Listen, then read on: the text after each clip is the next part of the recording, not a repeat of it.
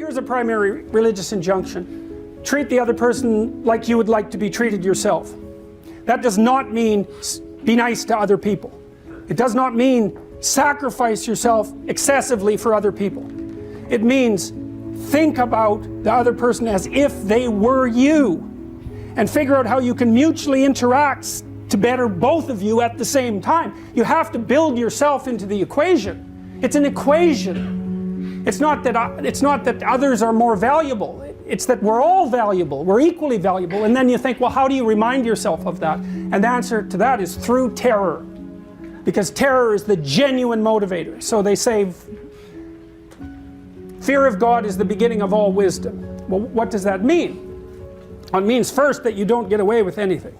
And it's really useful to know that, because if you really know that, you won't try to get away with, well, you still will, because people are stupid, but but at least it will mitigate the possibility.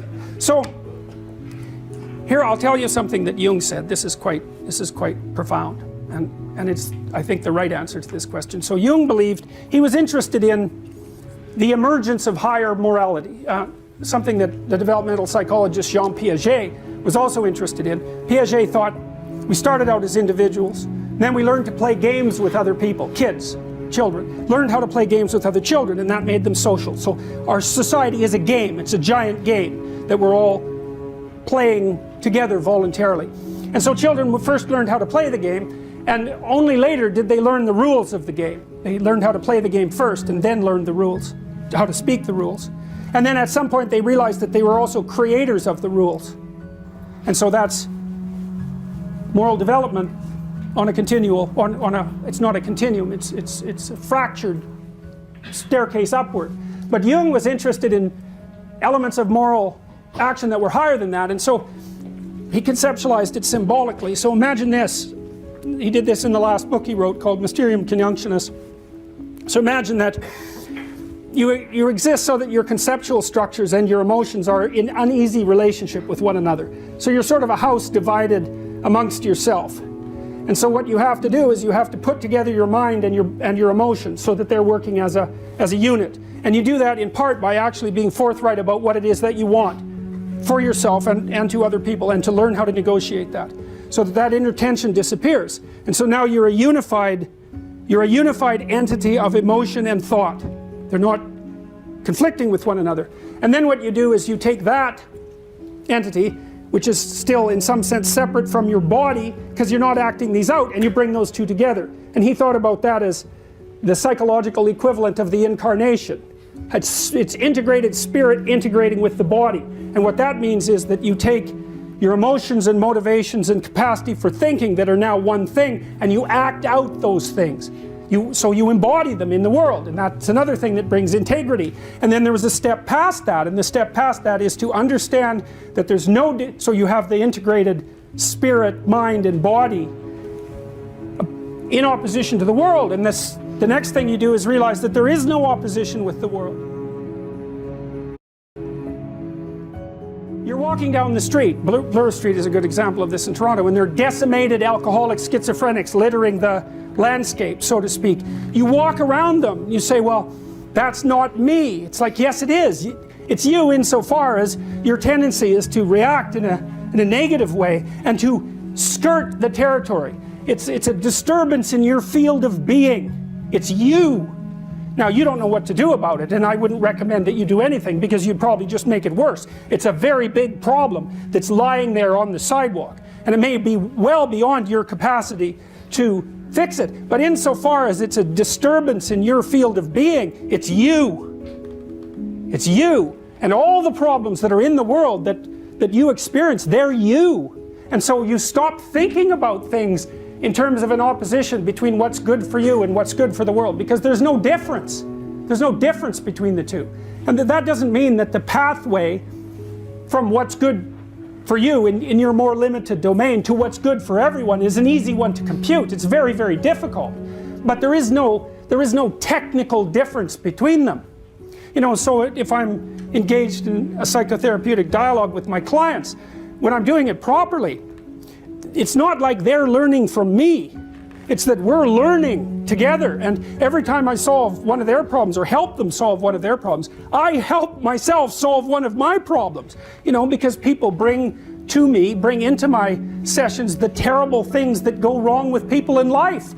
Their partner has cancer, their father has Alzheimer's, they're suffering with alcoholism, their career is collapsing. Like, these aren't things that are happening to them, these are things that happen to everyone. And to figure out how to solve that for someone is to figure out how to solve it for yourself. There's no difference whatsoever.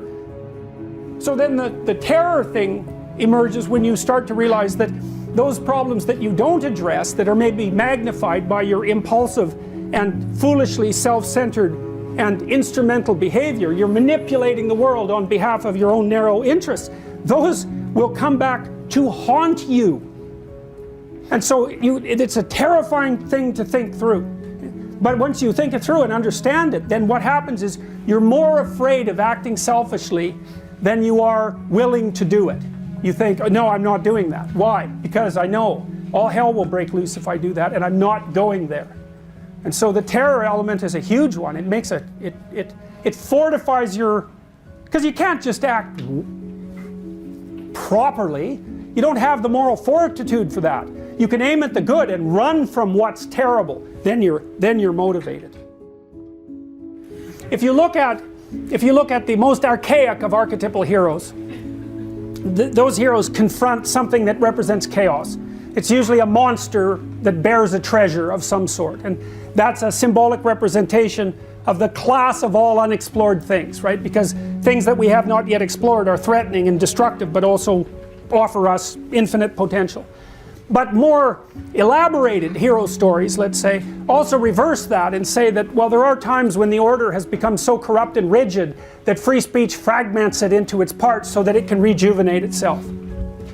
And so, I mean, actually in the Gospels, that's the hero that Christ is basically represented as. He's not so much the dragon confronting the dragon slayer who gathers the treasure, although that's implicit in the juxtaposition of Christ with the figure of like a serpentile Satan. But Christ is the thing that stands up against the corrupt state and rejuvenates it through speech.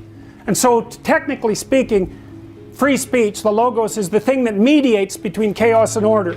And you can think about, this is represented in many cultures, this idea. You can see it most specifically, I would say, in the Taoist conceptualization, because in the Taoist world, being is made out of chaos and order, yin and yang, masculine and feminine. Fundamentally, it's chaos and order. And order is the fact that wherever you go, there are things you understand. And chaos is the fact that wherever you go, there are things you don't understand. And so the idea is that being is made out of the things that you understand and the things that you don't understand. And it's always that way, which is why Tao is the symbol of being per se. And it's the case. Your brain is adapted, in fact. It's partly why it has two hemispheres. For the world that you understand and the world you don't understand. The world you understand, roughly speaking, being handled by the left, and the world you don't understand, roughly speaking, being handled by the right. Well, it's that line down the middle that's Tao. That's meaning. And if you have one foot in chaos and one foot in order, you're maximizing information flow and rejuvenating yourself at the same time that you're maintaining your structure. And you will report on that internally as engagement in the world. It's the most fundamental orienting sense that you have, and it's deeply instantiated neurologically, unbelievably deeply. And so it really is the case, from an evolutionary perspective, that reality is chaos and order.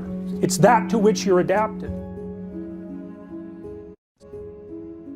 Because what you do in psychotherapy, as well, in addition to helping people face the things that they're most afraid of so that they can overcome them, is to allow them to tell someone the truth. What happened to you? I'll listen. So they tell you, and they take themselves apart and put themselves together while they're speaking the truth about what happened. And it puts them together. It's at the two fundamental elements of psychotherapy are, let's find what you're afraid of and avoiding and help you confront it so that you can gather the information that's there. And let's allow you to lay your story out in all of its catastrophe and detail so that you can straighten yourself out through speech. It's exactly what happens in psychotherapy. So, and it should happen in every real relationship. It's the spiritual purpose of a marriage fundamentally, right? Because you face someone who's different than you, that you're tied to and cannot run from. And so you can reveal yourself. Really, it's a critical part of marriage, because if you can run from someone, they will never show you their true face. Because if someone shows you their true face, you will run. And so you say in a marriage ceremony, I will allow you to show me your true face, and I will not run.